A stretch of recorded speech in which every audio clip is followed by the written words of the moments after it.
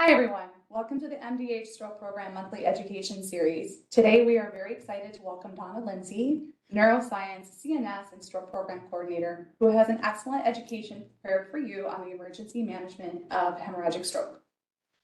Before I turn it over to Donna, I have a couple quick housekeeping items. This webinar is part of the MDH Stroke Program Monthly Education Series and is being recorded.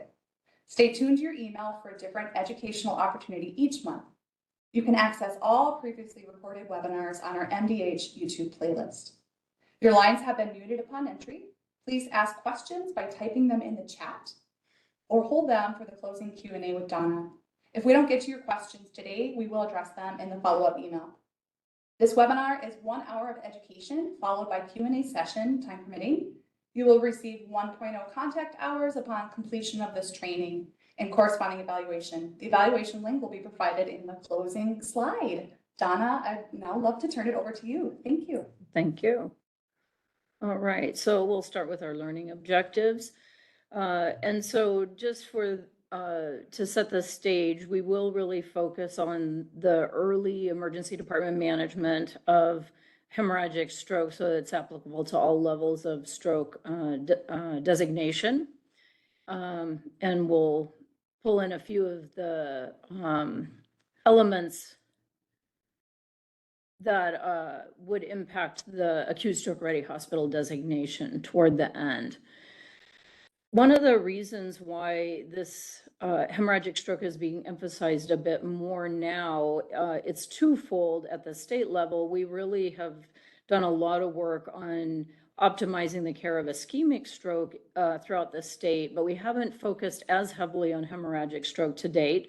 And it feels like we're really ready to do that, but nationally it's really being recognized as something that has fallen behind. This document that just came out this past year, which highlights how to help stroke programs develop and grow, specifically calls out the need for looking at emergency management of hemorrhagic stroke.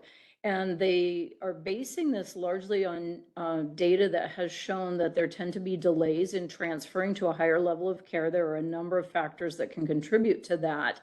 But the two aspects of care that they're emphasizing should be implemented as soon as possible are blood pressure management and reversal of anticoagulation when that's indicated.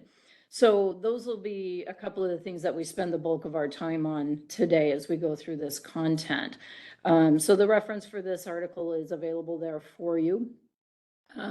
It's fairly short and it's a nice little synopsis of things you can do to optimize your program. One of the documents that's a fairly recent addition to the arsenal from MDH to help support hospitals in developing their own processes of care is guidance related to hemorrhagic stroke. This was worked on by a large group of stroke coordinators and stroke providers based on the literature and recommendations from American Heart, American Stroke primarily. But it's got a lot of good guidance that can be used as you develop protocols at your own site.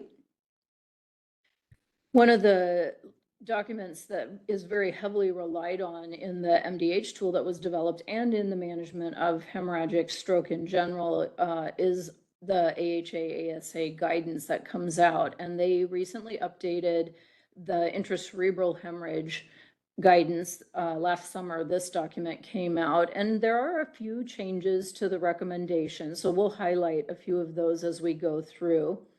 The other document that even more recently was updated after many years, I think the prior update was in 2012 prior to this, so we really were due for this, is some guidance that just came out a few months ago related to aneurysmal subarachnoid hemorrhage. And I will just point out that it is really looking at aneurysmal subarachnoid hemorrhage rather than all non-traumatic subarachnoid hemorrhage, but about 80% of non-traumatic subarachnoid hemorrhage is aneurysmal, which is why it's what warranted specific guidelines. So one of the things that I would encourage all of the acute stroke ready hospitals or anybody who needs to transfer to a neurosurgical capable hospital for hemorrhagic stroke as you develop your guidance for management of hemorrhagic stroke is do partner with your telestroke or your referral site. Unfortunately, there are still gaps in the knowledge related to the management of hemorrhagic stroke, and as a result of this, it can lead to varying practices, which are, deemed acceptable because there's no clear evidence guiding it. So you want to make sure that you are facilitating the care of these patients in a way that makes sense when they do arrive at the site that they're going to following transfer.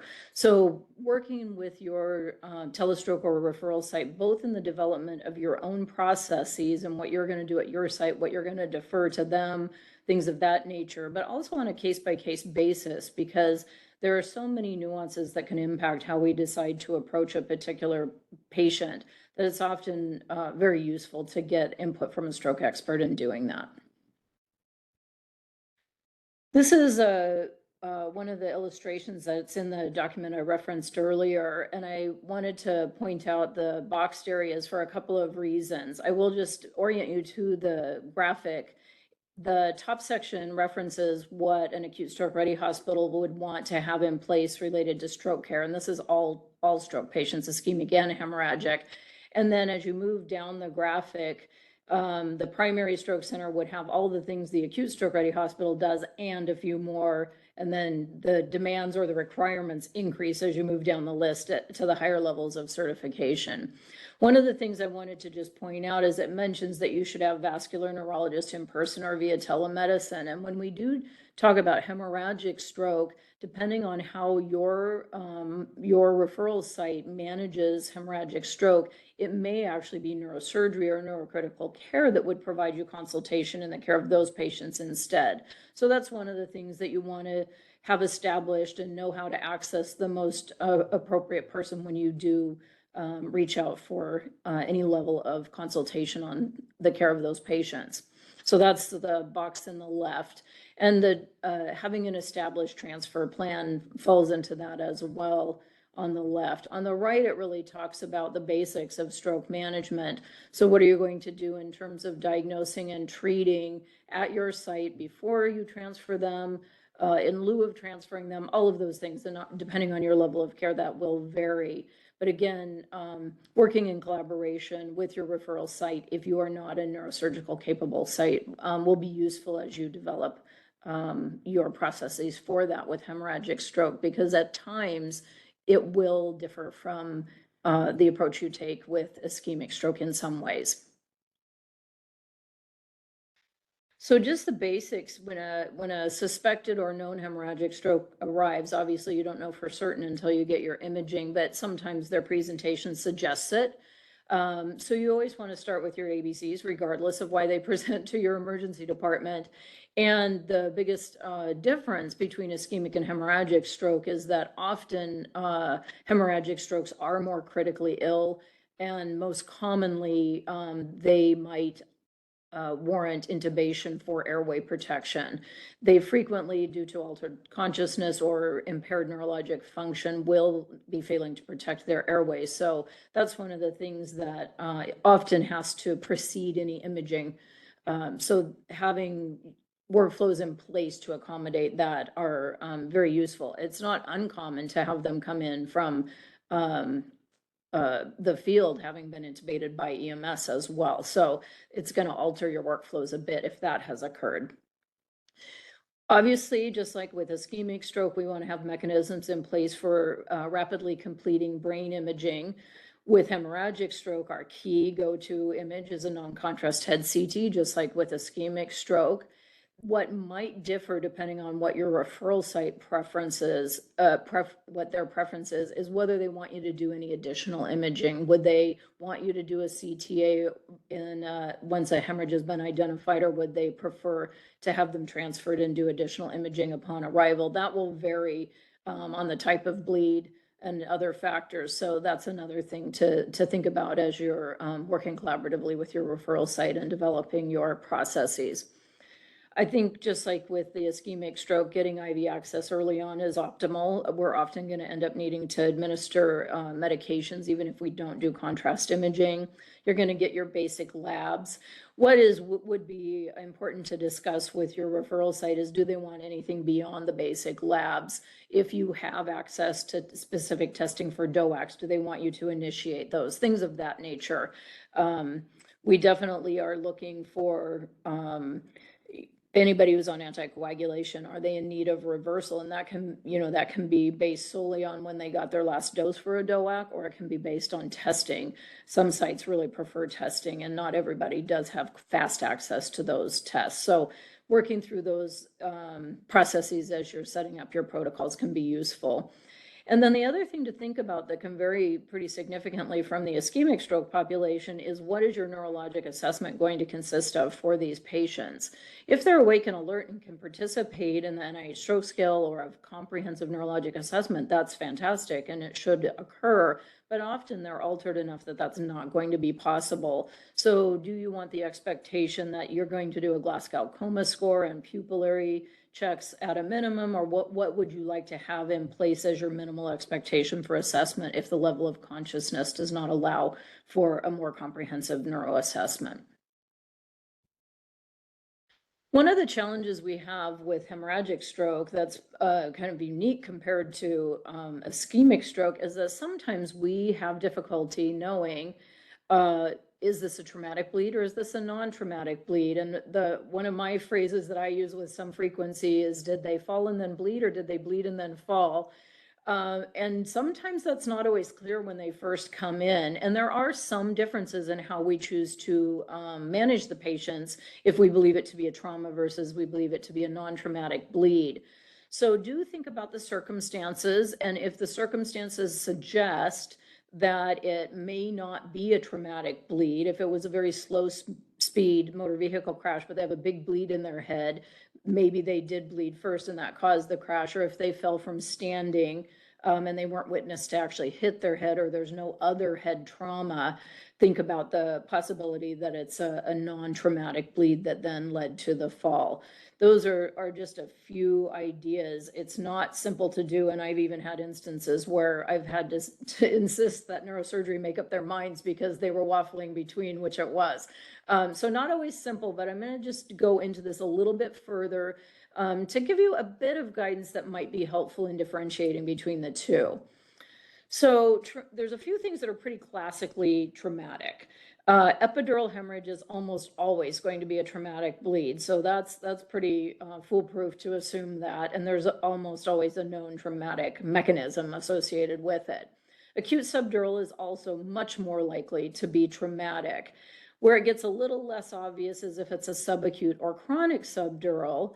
And some of those are deemed non-traumatic, although with very careful questioning, you'll often find that there was some sort of minor trauma in the history of that individual. They may have bumped their head getting in and out of the car or the shower or something like that, but it's not a significant trauma that often many people don't even remember it occurred. So they sometimes are classified as non-traumatic subdurals. We don't consider that a stroke in the stroke world, but it also isn't really thought of as a trauma. So they're kind of the orphans in the intracranial hemorrhage world. So just kind of giving some thought as to what you would do with those patients is fine, but from the stroke perspective, it's not an expectation that you're addressing the non-traumatic subdurals. One of the things that you always want to think about, though, with any bleed is getting a neurosurgical consultation at a minimum, or depending on the referral site, maybe you're going to initially interact with neurocritical care, but get a stroke expert who knows about bleeds in the head and can help you dig through what you're looking at. Is it more likely traumatic? Is it more likely non-traumatic?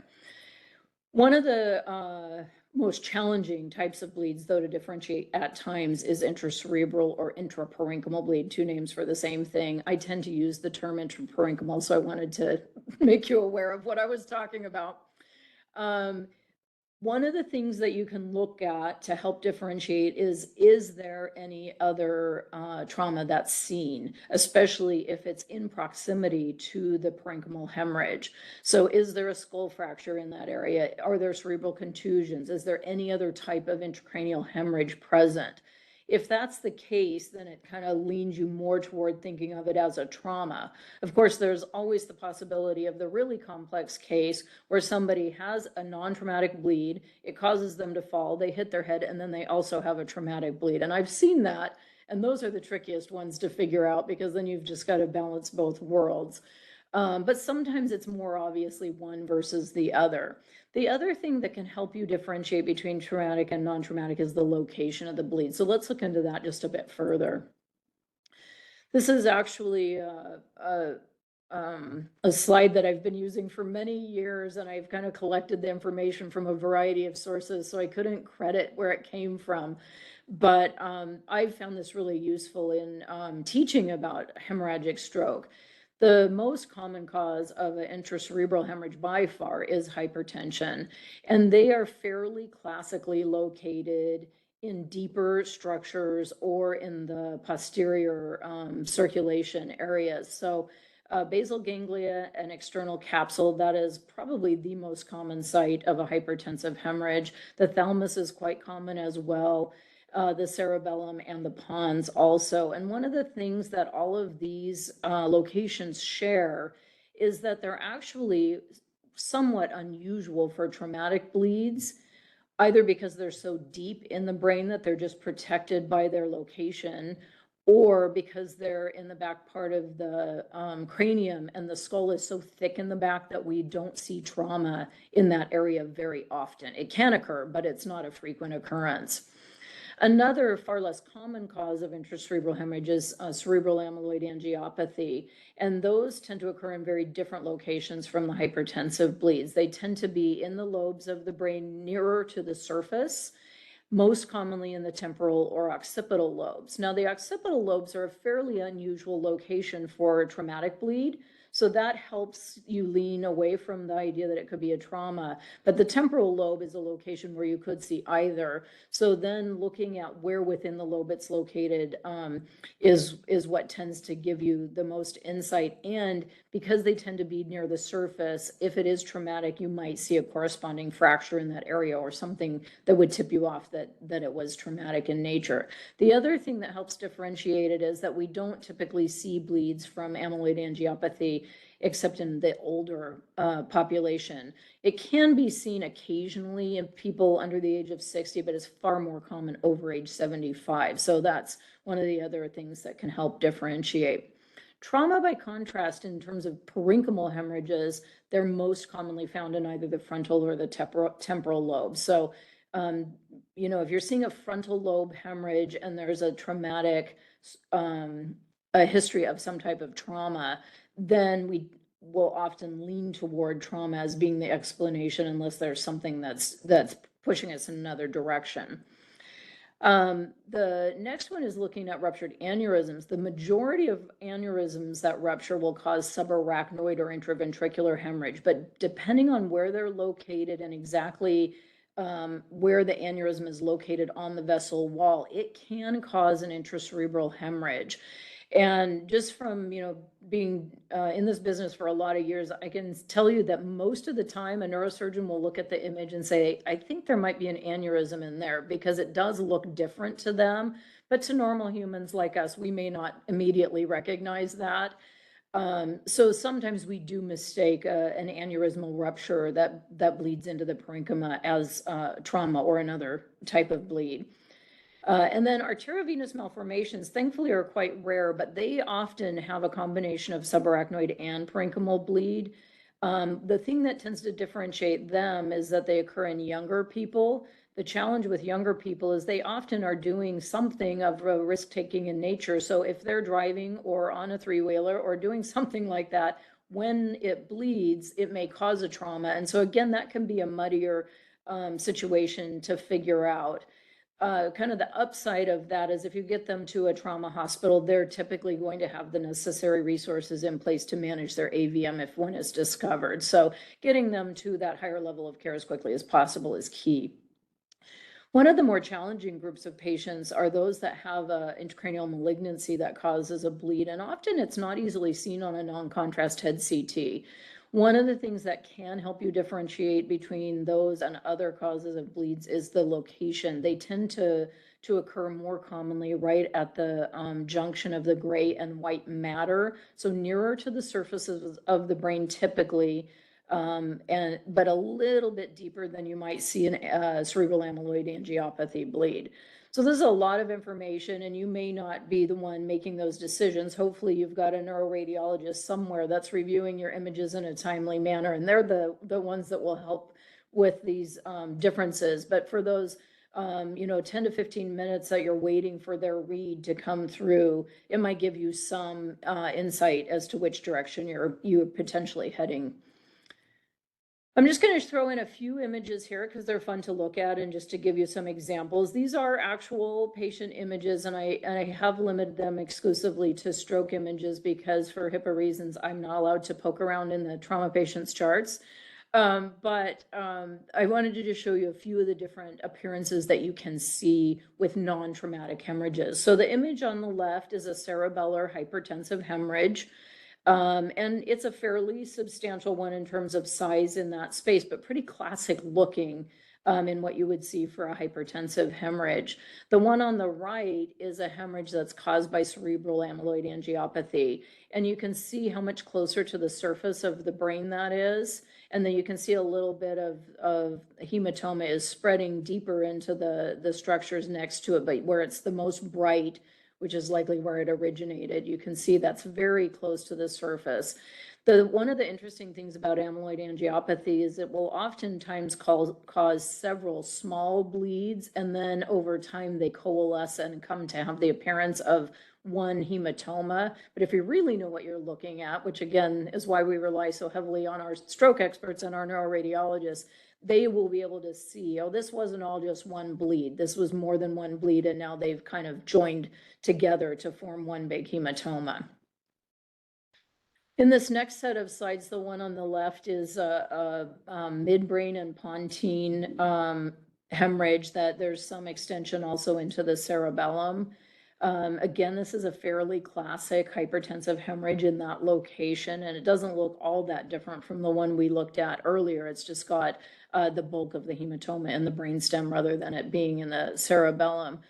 And again, bleeds in this area of traumatic cause are fairly uncommon because the skull is very thick in this area and tends to protect the brain during a traumatic event.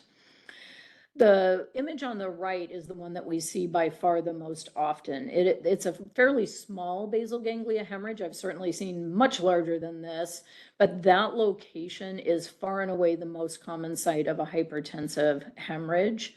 And we see those, it's probably at least half of what we see in terms of the spontaneous intracerebral hemorrhages or non-traumatic intracerebral hemorrhages. So very common location.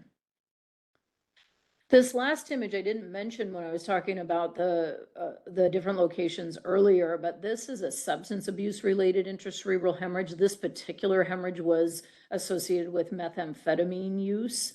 Methamphetamines and cocaine are by far the most common drugs of abuse that lead to intracerebral hemorrhage. You can see if you know your imaging that there's also a lot of intraventricular hemorrhage in this particular image, and that's not uncommon when there's a bleed this big in this location because it seeps into the ventricles.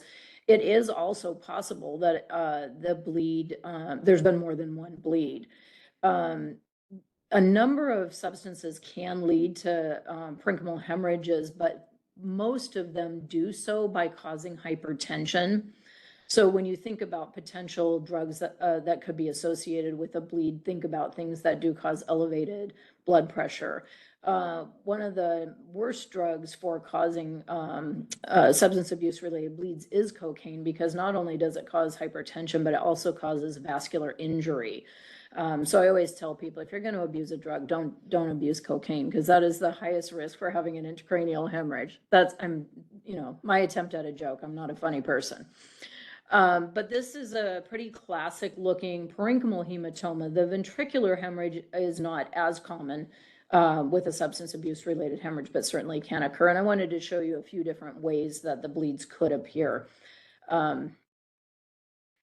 So really just wanted to give you a little food for thought to help in differentiating a potential cause of hemorrhage if you don't have a real good history, or if there was some type of trauma involved, but the bleed seems to be excessive compared to the trauma, things of that nature, to help differentiate between the two.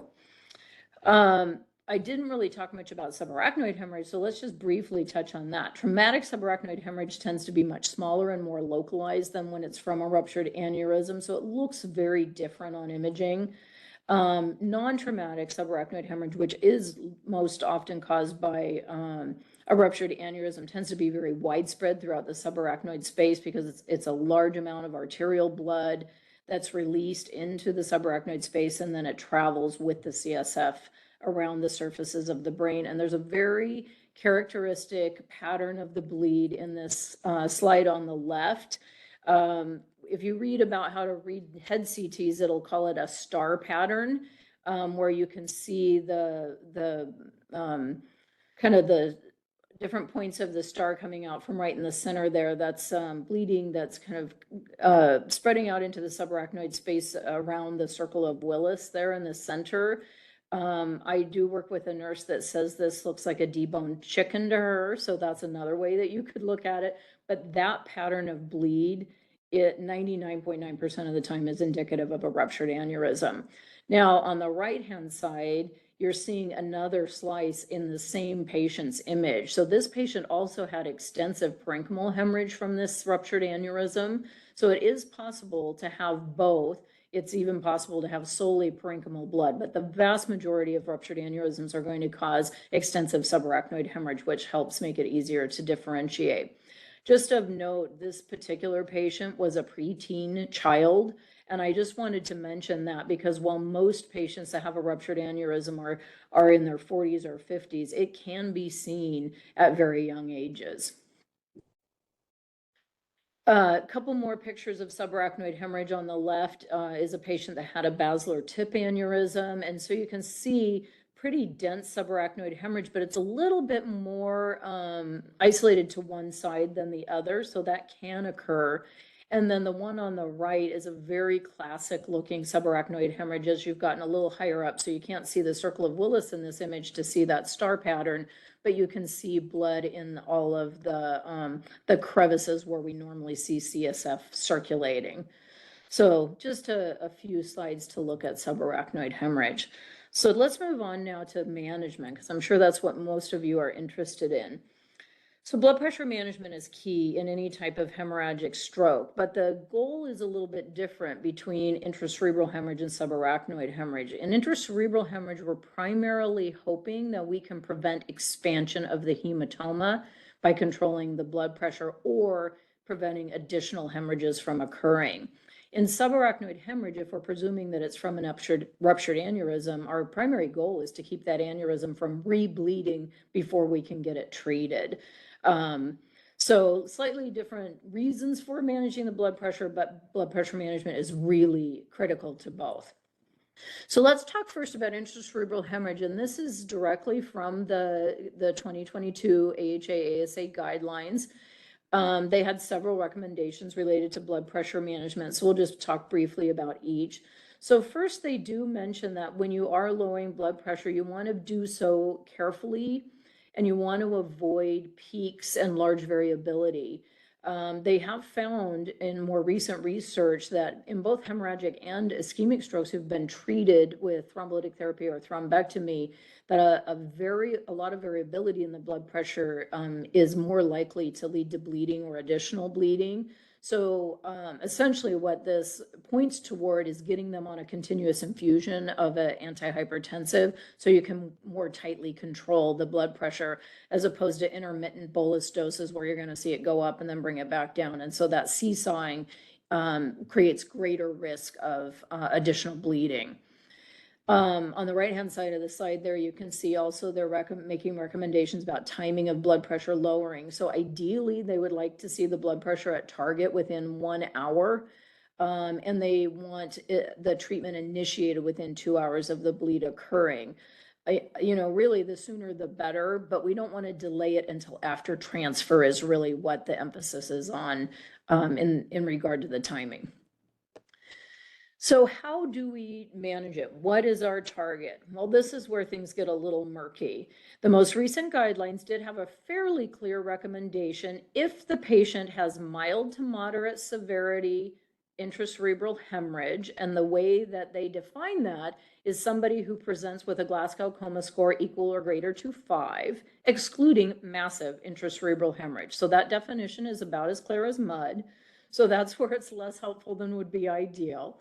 But if you feel like it's meeting that criteria and they presented with a systolic blood pressure between 150 and 220, then they recommend lowering the systolic blood pressure to 140. Well, any of you who have ever had to manage a patient's blood pressure knows that you can't just say, keep it at 140 and that's going to be possible. So they then do recommend maintaining a range of 130 to 150. In patients that have a spontaneous intracerebral hemorrhage that is large or severe, or those requiring surgical decompression, the safety and efficacy of intensive blood pressure lowering is not well established. That's what's in the guidelines. So essentially, there's not enough data out there for us to tell you what we think you should do. So not terribly helpful. So what should we do? It's not clear yet, but I'll tell you what some people are thinking. The last thing that they do clearly recommend, though, and this has been shown in multiple different studies, is that lowering the systolic pressure to less than 130 is potentially harmful. It most likely leads to hypoperfusion of the brain tissue that isn't already damaged, so that you want to avoid. So let's look at what can we do if we don't meet this criteria for the blood pressure guidelines that they've offered us. Again, lack of evidence. So there are varying opinions, but a couple of fairly common approaches is that if their systolic pressure is quite high on presentation, greater than 220, it's actually recommended that we don't lower more than 40 millimeters of mercury in the first 6 hours. So you want to be fairly slow in bringing their blood pressure down to avoid hypoperfusion of the brain. But depending how high they are, that'll alter how much you bring them down in that first 6 hours. There's also some thought that we shouldn't reduce their systolic pressure by more than 30% over the first 24 hours. Now, a lot of this opinion, and it's expert opinion, but it is opinion, and it comes primarily from research done in ischemic stroke. So they're making assumptions that this is also applicable in hemorrhagic stroke, and that's why you do still see some varying approaches. So it does appear from multiple studies that slowly lowering the systolic pressure over several hours is safer than rapid lowering. But other than that, there are varying opinions and varying evidence as to what might be best, and there is no clear guidance at this point in time. So as a result of that, this is where you really want to bring in your stroke expert. Whoever's going to be accepting this patient and transfer should weigh in based on how they typically manage patients, which evidence they're most convinced by, things of that nature. And so, find out from them how much do you want us to lower the blood pressure? What should our blood pressure goal be as we start to lower, so that you can initiate that therapy and then it can be further carried on after the transfer. But that's where it's just not clear enough. There is not clear enough evidence for you to necessarily have clear-cut guidance built into your processes at your site. If you're not going to be keeping the patient, if you're a higher level of certification, then you may have those processes in place for your hospital. So just a few additional thoughts. So if you are going to start somebody on an antihypertensive, and most commonly people are choosing to use a continuous infusion, then you have to think about the impact on transporting the patient, but also you have to think about how quickly you can get the blood pressure under control. So in terms of blood pressure control, there is in the recommendations, and I didn't read this sentence out, but it does recommend using a short-acting agent. Or actually, I think I've gotten ahead of myself. I think that verbiage is in the subarachnoid hemorrhage guidance. So by that, what they're saying is something that you can titrate fairly frequently to get to where you want to be with your blood pressure. And so that's led to more hospitals tending to use clofidipine for this purpose, because it's got a short half-life and you can titrate, every 15, 30 seconds if you need to, versus nicardipine. It takes longer to see the full effect of a dose change in nicardipine. So you don't want to alter your dose more frequently than 5 minutes after you've done the last dose change, because you're not going to see the full effect of that dose change for about 5 minutes. So just keep that in mind when you're deciding what drugs you're going to carry in formulary. We used to use nipride all the time, and because of some of the byproducts and side effects that occur, that's kind of fallen into disfavor. And so clofidipine has sort of replaced that as that short half-life drug. But it is not an inexpensive drug. So obviously each site has to look at what their options are for management. The thing they're really trying to get away from in the recommendations for hemorrhagic stroke is using intermittent bolus doses, because you don't have that consistent tight control that they are recommending. Obviously, frequent blood pressures are going to be key, because you need to know what's happening in response to these medications. So oftentimes putting in an arterial line is not going to be an option until after transfer. So you're going to be doing frequent cuff pressures. So just a few additional things is, if you are going to give an IV push drug, in particular as a stopgap while you're getting a continuous infusion available, labetalol still is kind of the preferred drug, as it's a bit gentler. It won't cause such a dramatic drop in blood pressure. So that remains true, as we have long seen in the ischemic stroke guidance. When you're thinking about what medication to use, do think about transport. Obviously, in an ideal world, we'd use air transport for these patients so they could have a nurse with their crew. That's not always possible, especially in the state of Minnesota. So when you do have to use ground transport, do you have ALS all the time? Would you have to do ALS intercept? Are you going to need to have a nurse travel with them? All those things are going to need to be considered, because it's very likely that these patients could be intubated and or on a continuous infusion of an antihypertensive. So they definitely are critical care transports. In subarachnoid hemorrhage, the guidance is even more wishy-washy, because they've done very little research in this population, and most of the blood pressure guidance that they offer is actually based on the research in intracerebral hemorrhage. So how's that for not being as useful as it could be? They do very specifically recommend using a short-acting medication and avoiding blood pressure variability. So that's very similar to what we just saw in the intracerebral hemorrhage. They do not offer a specific blood pressure goal. The prior set of guidance recommended that you keep the systolic less than 140. This set of guidance has the statement that's listed here. So again, they suggest that probably less than 140 is good, but they don't really say that outright, and it's because of a lack of data. I've been doing this for a number of years, and I will tell you that the bulk of the neurosurgeons I've ever worked with will ask you to keep the systolic pressure less than 120, and sometimes even less than 110. So again, this is a key population that you want to reach out to your stroke experts and get their input on what their desires are in terms of the blood pressure target, because there is not really clear evidence of what is best practice, and there is variability in what different providers would prefer. In terms of the agents, we've kind of already gone through this, but I always like to put in a slide to remind me to say something, just in case I forgot.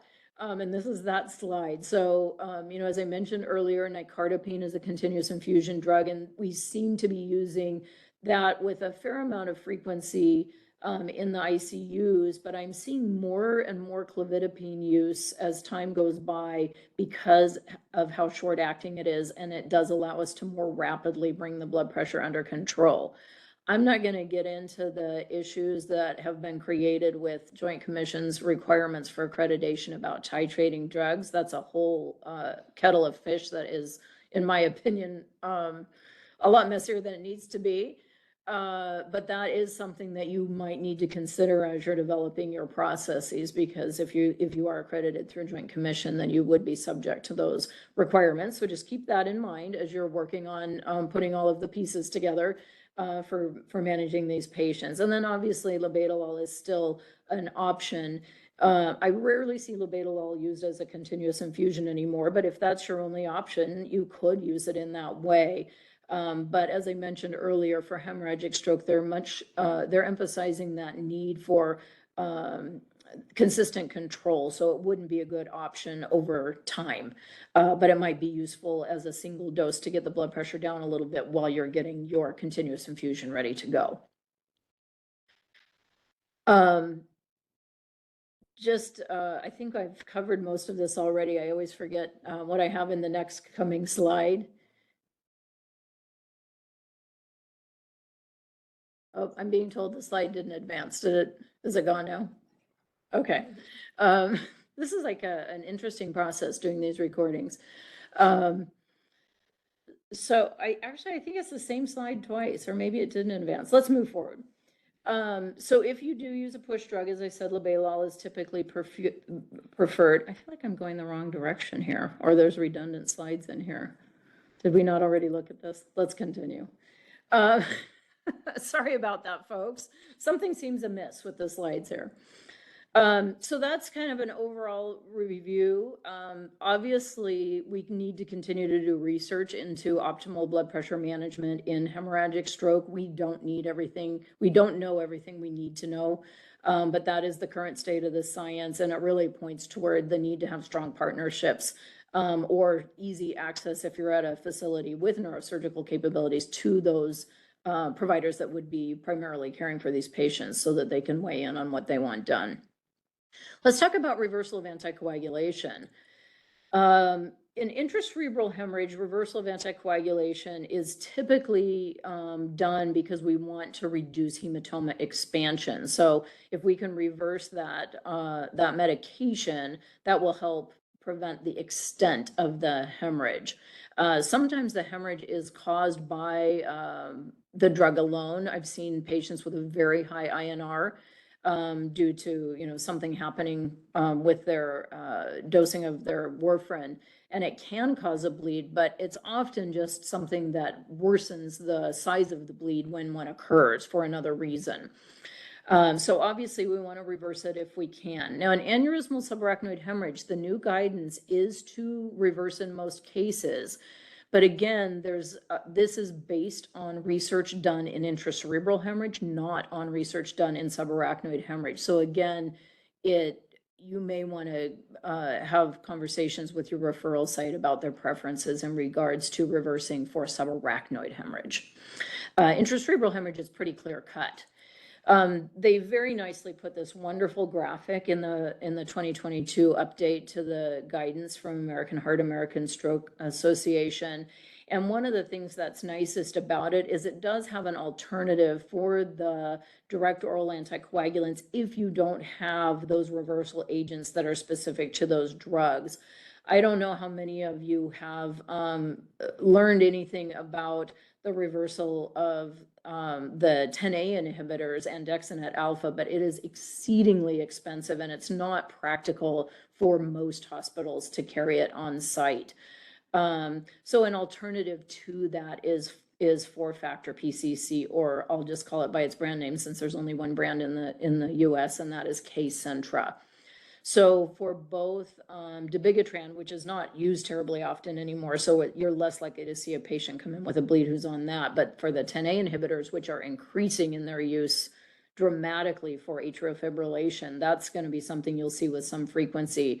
And while it's not thought to be as effective, it is still somewhat effective to reverse them with four-factor PCC.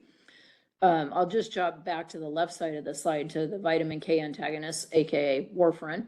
And there's two things you need to consider. You always want to give your IV vitamin K in addition to your four-factor PCC because of the duration of action of four-factor PCC. The vitamin K will help you over the longer haul. The K-Centra will help you in the short term. And it is really recommended that these reversal agents be initiated as quickly as possible. So getting them started prior to transfer, if at all possible, is recommended. A lot fewer patients come in on the heparins because they're injectable, but those are quite simple to reverse with protamine. They are recommending protamine as a reversal for the low molecular weight heparins as well, although it's not quite as effective as it is for unfractionated heparin. But this graphic, I think, is just fantastic. And in fact, we actually just put this in our stroke code folders because we didn't think we could do a better job of summarizing what the recommendations are than this graphic. So it is a part of that guidance from AHA. You'll get a link to this document if you don't already have it. And I think this is a great resource. Just jumping in with the subarachnoid hemorrhage where it's not as obvious, they are recommending in the new guidance that probably it's appropriate to reverse most patients. And the primary reason for that is that most of these patients are going to go for a procedure to secure their aneurysm. It may be a surgical procedure, it may be an endovascular procedure, but that is more the basis for reversing the anticoagulant than the bleed itself. The other thing that they did include in the guidance is that as of now, there's no evidence that antifibrinolytic therapy, aka TXA, is useful. Now, I have seen it given in subarachnoid hemorrhage, but there's no evidence to say whether it's good or bad. So they just called that out. Again, we need more research on this. There's a chance it could be of benefit, and we just don't know it. So reversal for anticoagulation, reversal of anticoagulation in subarachnoid hemorrhage, they really are just recommending the same reversal as in the intracerebral hemorrhage, but I again would strongly recommend seeking the consultation of your telestroke or your referral site because the evidence is lacking for that. They're making an assumption based on research done in another type of bleed. So again, you will see varying practices from site to site and provider to provider. So you want to make sure that you're collaborating with your referral site on this care in the subarachnoid hemorrhage population. Just a few other things I want to touch on real quickly. Seizure prophylaxis and management. So one of the things that is common thinking is bleed and head, we must, give them something to prevent seizures. And that's not necessarily the case in hemorrhagic stroke. One of the reasons why it's nice if we can differentiate between the two. So in aneurysmal subarachnoid hemorrhage, it is deemed reasonable. And if you read these guidelines a lot, reasonable, it means there's some evidence, but it's not real strong, but to go ahead and start prophylactic anti-seizure medication. So it would be reasonable to do that. It doesn't necessarily have to be done at an acute stroke ready hospital. It could be delayed until after transfer, but again, that's something you would want to negotiate with your referral site, how you wanted to handle that particular piece. Now, obviously, if they're having seizures, they need to be treated. One of the things that we do know is that phenytoin specifically has been shown to cause worsened cognitive outcomes with subarachnoid hemorrhage. So the recommendation is to avoid that agent if you are going to initiate prophylactic treatment. In patients that have aneurysmal subarachnoid hemorrhage and have seizures who have seizures at baseline,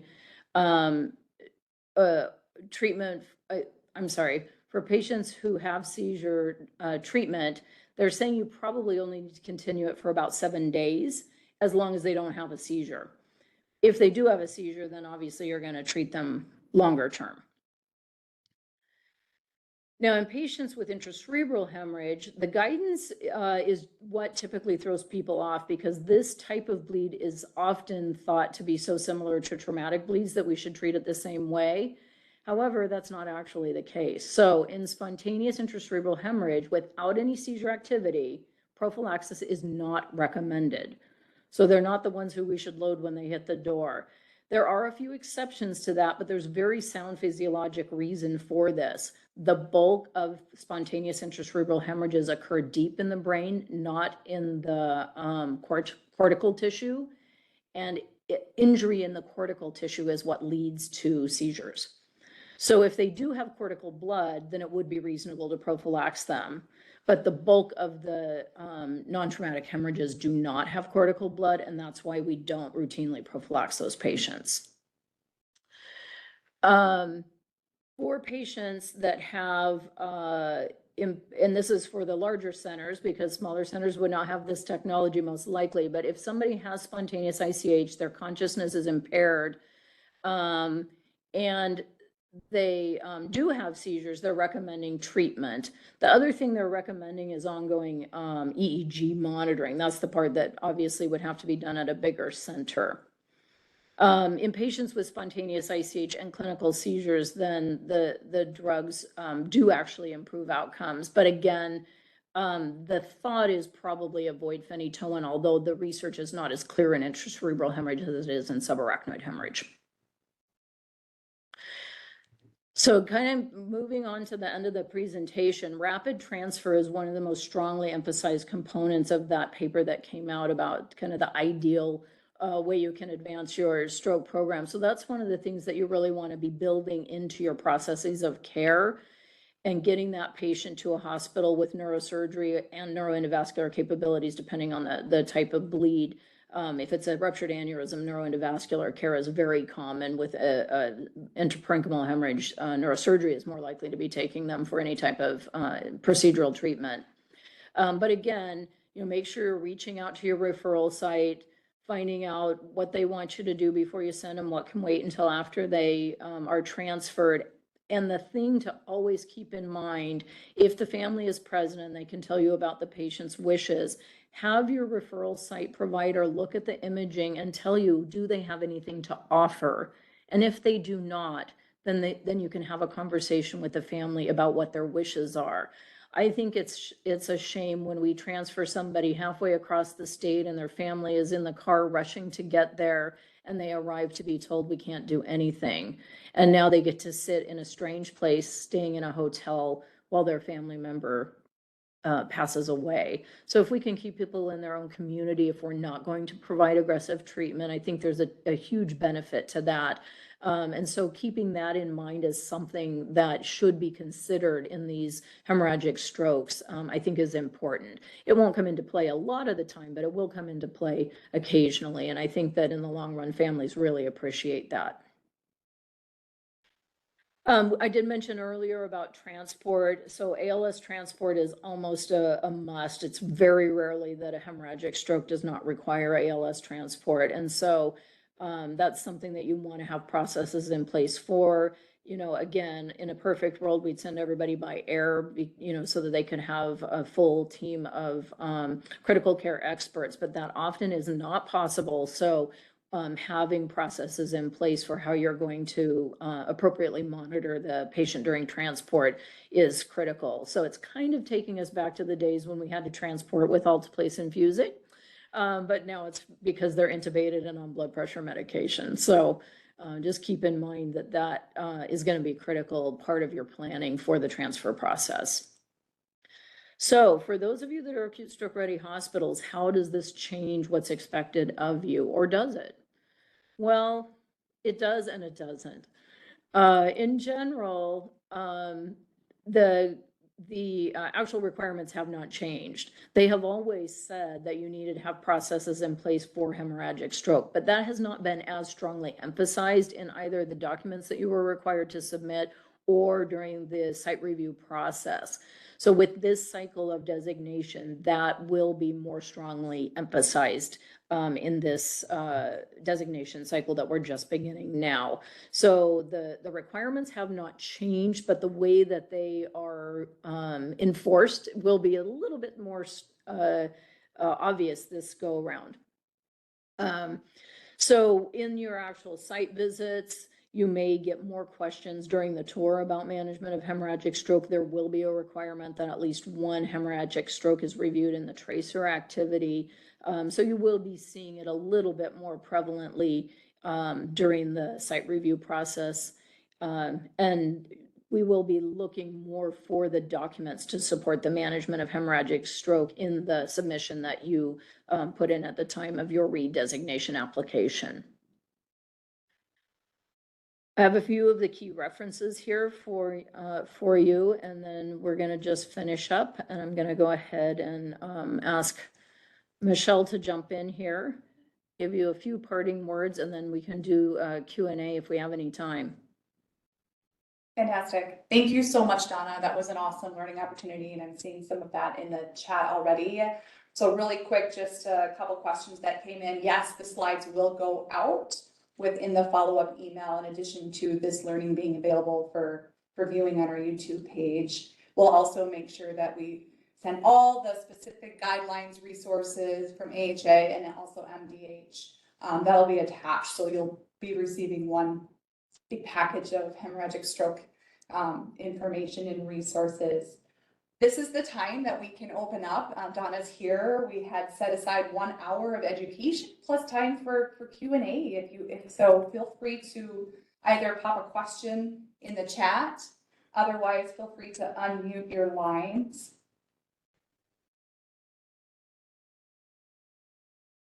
And I'm not going to claim to be a provider expert, level of expert, but I've read these guidelines pretty closely, so hopefully I can answer questions. And we have a few other experts on the line. I've seen names that, hop in if you know an answer as well. Do we have any questions about the... So either you've fallen asleep or I did a decent job of covering the content.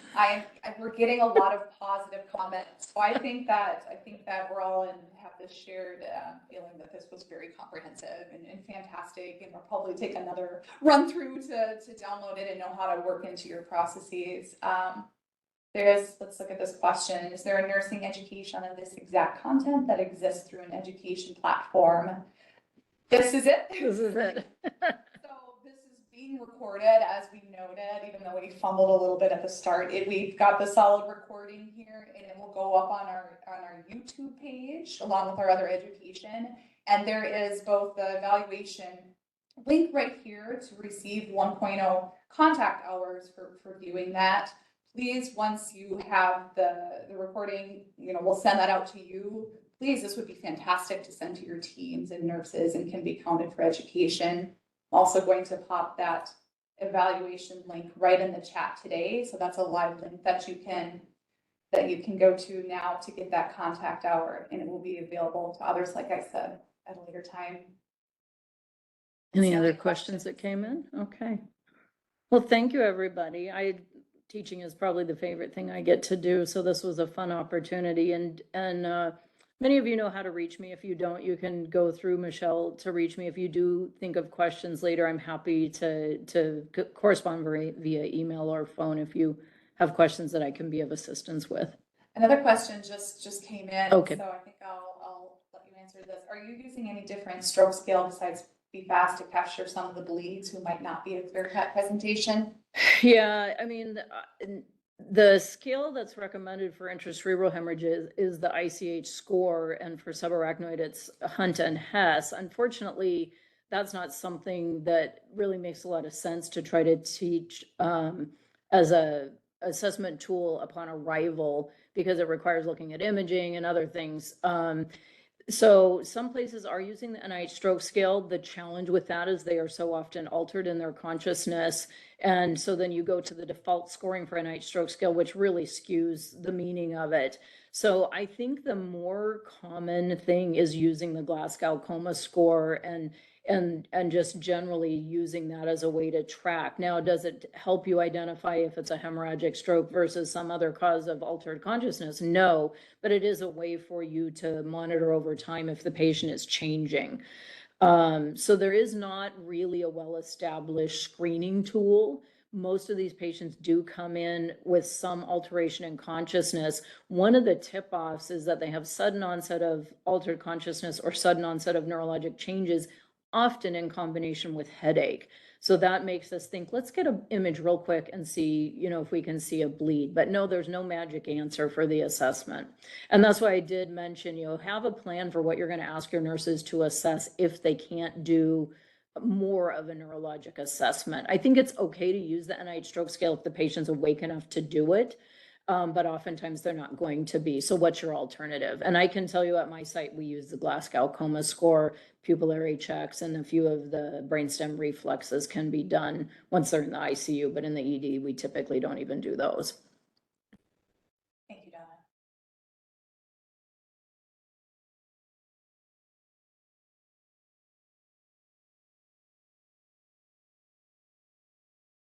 I think this is related to your last question. Okay. Where can I find a scale that would be appropriate for the stroke ready facility? I think we just covered this, so we'll maybe have a little context for some of the scales that are available that Donna just spoke to get this out to you, to help you further on that, Julie. But yeah, if you're specifically interested in the ICH score or the Hunt and Hess score, I have tools with those that I'd be happy to send to you. So just let me know that that's what you're interested in, and I'd be happy to send you those. We'll pull this all together to go out in the follow-up emails. That's perfect. I'm writing that down so we don't forget. Not seeing any other questions. Again, It was just a lot of positive comments. So we thank you all very much for tuning in. Stay tuned to your email for the follow-up information and resources for this webinar and education, and stay tuned to your email for all of our other opportunities. This is part of our monthly education series. We appreciate all that you do, and thanks again to Donna for providing your education today. Thanks all.